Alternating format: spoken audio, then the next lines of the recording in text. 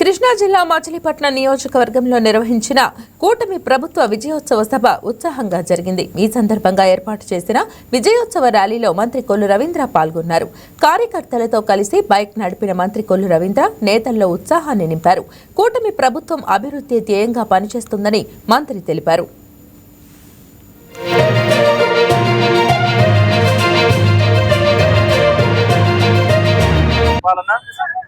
చాలా ప్రజలకి చాలా చేరువగా ప్రజా సమస్యలన్నీ కూడా పరిష్కరించుకుంటూ మరి ఈరోజు 2 సంవత్సరాలు విధ్వంసం నుంచి వికాసం వైపు, ఒక పక్క సంక్షోభం నుంచి సంక్షేమం, అలాగే స్వర్ణాంధ్ర వైపు పరుగులు తీస్తా ఉంది ఆంధ్రప్రదేశ్ రాష్ట్రం.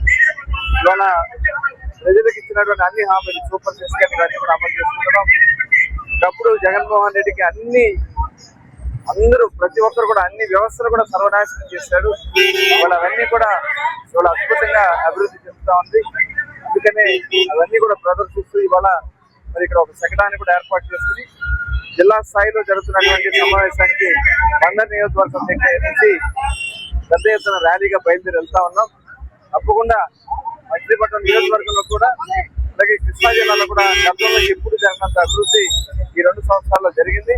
ఇంకా దీన్ని కొనసాగిస్తున్న రాబోయే 3 సంవత్సరాలు ఒక ఆదర్శవంతమైన నియోజకవర్గంగా ఈ నియోజకవర్గం నిలబడతామని కూడా ఈ సందర్భంగా తెలియజేస్తూ మరొకసారి ప్రజలకి హృదయపూర్వక శుభాకాంక్షలు తెలియజేస్తున్నాం.